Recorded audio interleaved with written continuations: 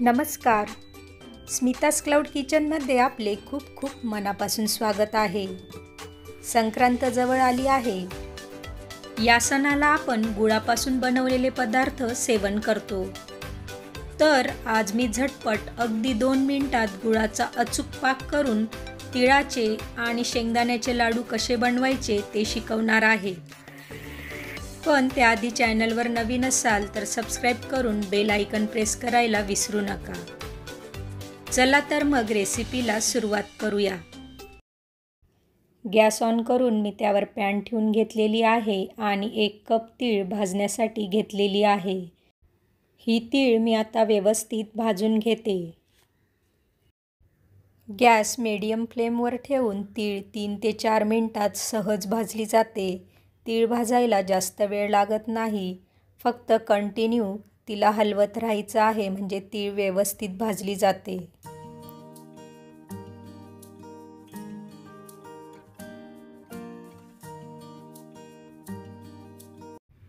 तीळ पॅनमध्ये तडतड उडायला सुरुवात झाली आहे. तुम्ही इथे बघू शकतात. म्हणजे ती आता परफेक्ट भाजली गेली आहे. गॅस बंद करून मी काढून घेते.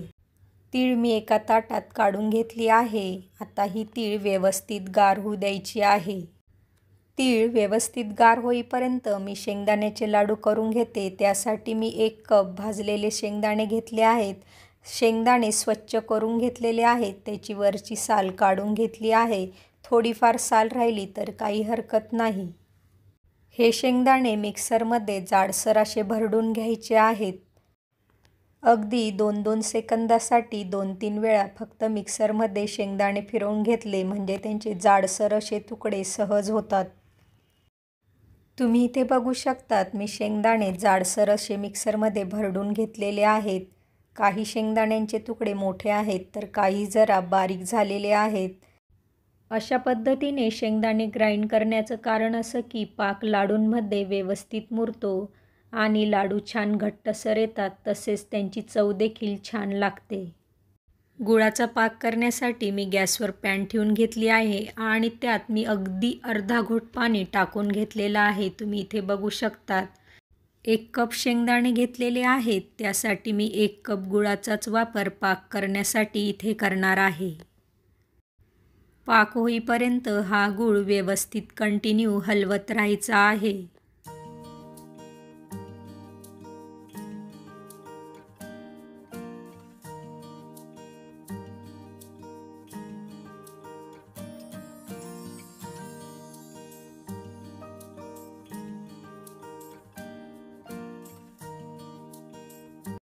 पाण्याचा वापर कमी केल्यामुळे गुळाचा पाक झटपट होतो. हीच आजची खास टीप आहे.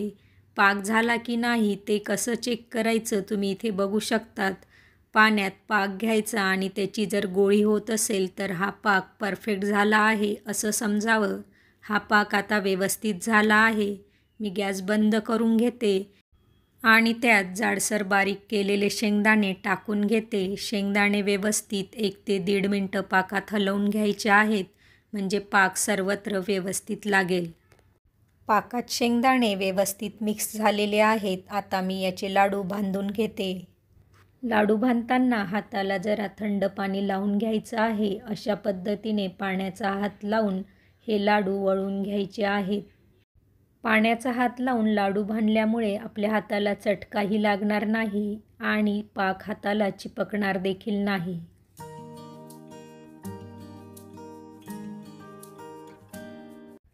अशा पद्धतीने छान गोल लाडू बांधून घ्यायचे आहेत.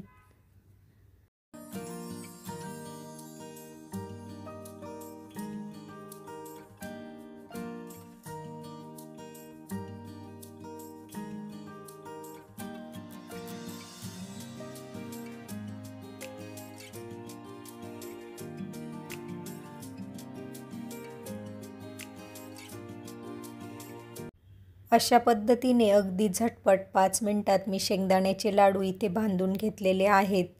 आता तिळीचे लाडू बांधून घेऊया. तीळ व्यवस्थित गार झालेली आहे. ही तीळ देखील मिक्सरमधून अगदी 2 ते 3 सेकंदासाठी फिरवून घ्यायची आहे आणि जाडसर असं कूट करून घ्यायचं आहे. तर तिळीचं जाडसर असं कूट मी इथे करून घेतलेलं आहे, तुम्ही इथे बघू शकतात. त्याच पॅनचा वापर मी तिळीचे लाडू करण्यासाठी देखील करणार आहे. मी गॅस ऑन करून घेतला आहे आणि आता देखील अगदी अर्धा घोट पाणी मी पॅनमध्ये टाकून घेतलेलं आहे. 1 कप तिळासाठी मी 1 कप गुळाचा वापर इथे पाक करण्यासाठी करणार आहे. सेम पद्धतीने हा पाक देखील करून घ्यायचा आहे. गूळ सतत हलवत राहायचा आहे. अगदी 2 मिनिटात झटपट हा पाक तयार होईल.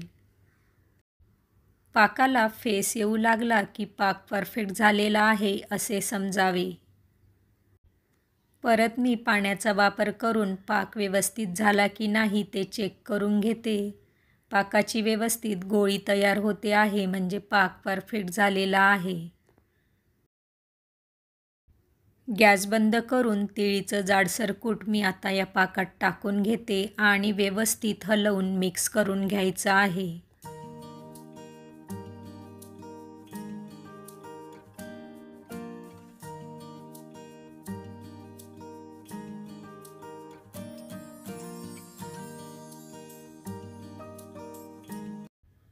पाक अगदी व्यवस्थित मिक्स झालेला आहे, तुम्ही इथे बघू शकतात. आता तिळीचे लाडू मी बांधून घेते.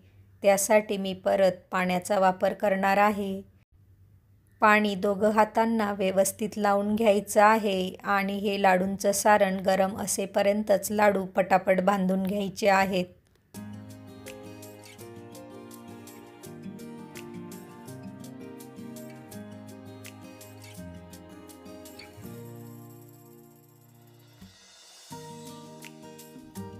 छान असा गोल तिळीचा लाडू इथे तयार आहे, तुम्ही बघू शकतात. अशा पद्धतीने सर्व लाडू मी इथे बांधून घेते.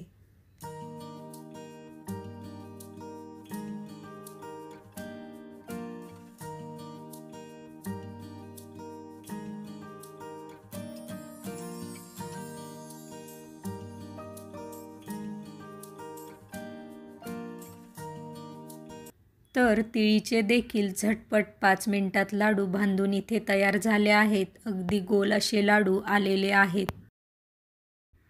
दोघं प्रकारचे लाडू इथे खाण्यासाठी आता तयार आहेत. तुम्ही अगदी पहिल्यांदा जरी हे लाडू बनवत असाल तर अशा पद्धतीने जर पाक बनवला, सर्व टिप्स व्यवस्थित फॉलो केल्या तर तुम्हाला हे लाडू नक्की जमतील. तुम्हाला माझी ही आजची रेसिपी आवडली असेल तर लाईक करायला विसरू नका. पुन्हा भेटूया पुढच्या व्हिडिओमध्ये. तोपर्यंत तब्येतीची काळजी घेऊन मस्त खात राहा.